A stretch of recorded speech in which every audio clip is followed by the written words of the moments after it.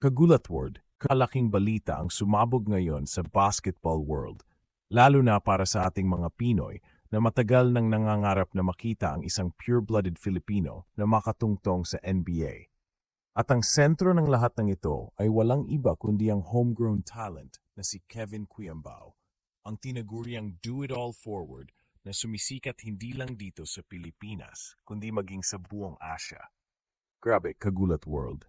Ayaw na siyang pakawalan ng Korean team niya. Sinagad na nila ang offer at pinapirma siya agad ng isang multi-year contract. Habang sa kabilang banda naman ay may isang NBA team na seryosong sersoyo sa kanya. At hindi lang basta interesa, may plano, may koneksyon, at may kasamang suporta mula sa loob mismo ng NBA organization. Yan ang pag-uusapan natin sa video na ito. Huwag kang bibitaw, dahil bawat detalye nito ay makakapagbigay sa iyo ng ideya kung gaano kalapit si KQ sa pagsulat ng kasaysayan para sa ating lahi.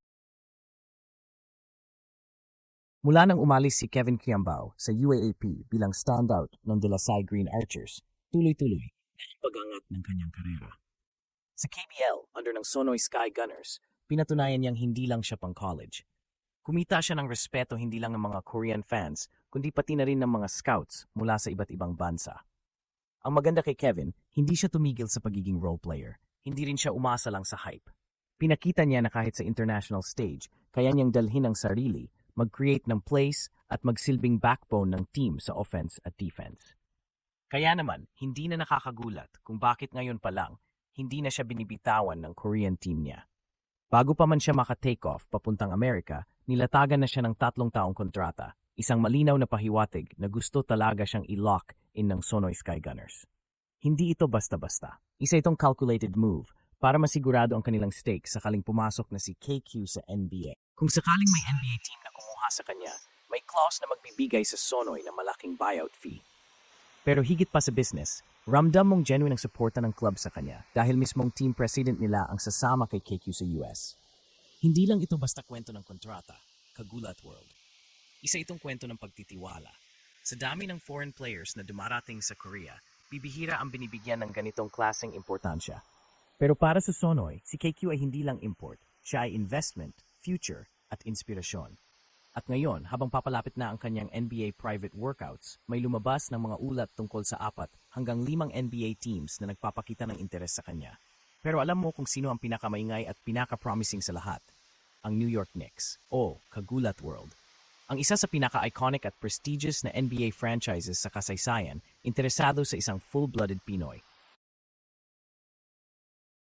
At hindi lang ito parang scout lang na nanood ng game. Ang Knicks ay may actual coaching staff na may Filipino heritage na nagsabing willing sa ganitong setup, literal na one-on-one silang minamandohan ng NBA scouts at coaches. Tinitingnan kung paano sila mag-isip, gumalaw, tumira, dumepensa, at kung gaano ka-advanced ang basketball IQ nila. Dito rin nakikita kung paano sila mag-adjust sa NBA-style play, kung gaano kabilis sila maka-adapt sa physicality, spacing, at tempo ng laro. Sa lahat ng ito, may malaking tiwala ang mga observers kay Kevin. Hindi lang dahil sa tangkad at galing niya, kundi dahil sa disiplina at maturity niya sa laro. Hindi siya flashy, pero efficient. Hindi siya vocal, pero leader sa galaw at mindset. Kung mag-perform siya ng maayos sa workouts, may posibilidad siya makakuha ng 2-way contract o kahit camp invite mula sa Knicks o iba pang teams. Alam natin, Kagulat World, na hindi ito madali. Wala pang pure-blooded Pinoy na na-draft o nakapirma sa regular season ng NBA. Meron tayong mga films tulad ni na Jordan Clarkson at Jalen Green, pero si KQ, siya ang kaunahang homegrown talent na ganito ka-close sa NBA opportunity. Kaya pag sinabi nating ginulat ang mundo, ito yun. Hindi lang sa pagiging Pinoy, kundi sa pagiging galing mismo sa sistema natin. From UAAP to KBL to NBA, isang tuloy-tuloy na akyat na dati ay imposible.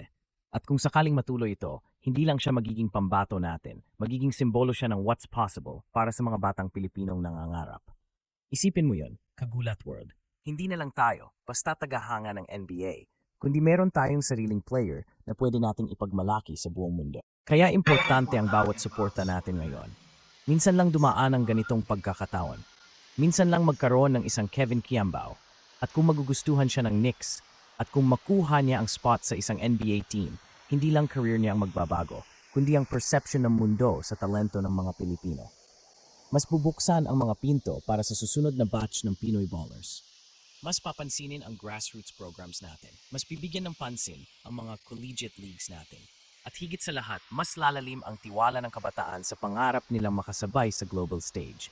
Kaya habang hinihintay natin ang resulta ng workouts niya, gawin natin ang parte natin, ikalat ang kwento niya, ipaalam sa mundo na may Pinoy na handang pumasok sa pinakamalaking liga ng basketball.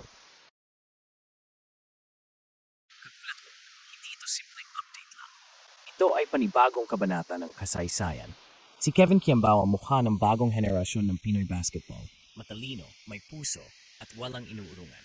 At ngayon, nasa harap na siya ng pinakamalaking pintuan sa kanyang career. Nasa kanya na ang bola. At tayo ang cheering crowd na magbibigay sa kanya ng lakas. Kaya kung proud ka sa kanya, i-share mo ang video na ito. I-like at i-subscribe para lagi kang updated sa kwento ng mga Pinoy na ginugulat ang mundo. Kagulat World, kung isipin natin, ang journey ni Kevin Kuo ay parang isang pelikula mula sa pagiging standout sa college hanggang sa mapansin sa Korea. At ngayon ay nasa tuktok na ng pangarap ng maraming atleta, ang NBA. Pero ang kaibahan sa pelikula, ito ay totoong buhay. Real-life kwento ito ng isang Pinoy na hindi lang sumubok, kundi nagsipag, nagtiwala sa proseso, at ngayon ay posibleng sumulat ng kasaysayan. Hindi araw-araw may ganitong pagkakataon ng isang homegrown Pinoy, kaya bawat galaw ni KQ ngayon ay parang isang hakbang patungo sa pagbago ng basketball landscape ng Pilipinas. Hindi natin may kakailan na kung mabigyan ng kontrata si Kevin sa NBA. Magiging daan ito para sa mas maraming scouts na tumingin sa talento sa Southeast Asia, lalo na sa atin. Mas magkakaroon ng pag-asa ang mga batang nangangarap, lalo na yung mga nasa probinsya. Na balang araw ay pwedeng maglaro sa pinakamataas na liga sa buong mundo. Kung si Kevin nga na dumaan din sa hirap, training at disiplina ay nandito na sa verge ng NBA, bakit hindi rin sila? Ang kwento niya ay hindi lang tungkol sa kanya. Kwento ito nating lahat na may pusong lumalaban. Mahalaga rin na hindi natin kalimutan ang suporta ng kanyang Korean team. Ipinapakita lang nito na kapag may naniniwala sa iyo, mas lumalakas ang loob mong ipagpatuloy ang laban. Ang Sky Gunners ay hindi lang basta team. Sila ay naging pamilya ni Kevin at yung tiwala na ibinigay nila sa kanya ay nagsilbing tulay para mapalapit siya sa NBA dream. Maging aral ito sa ating mga organisasyon sa Pilipinas na dapat ay alagaan natin ang ating mga atleta, hindi lang sa training, kundi pati sa opportunity.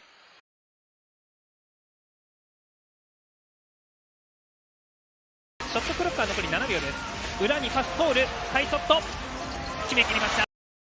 裏かわしたか、中に出してハイショット入って、ここは最後ハイショットトップハイポストからハイショット落ちてもう一度ハイショット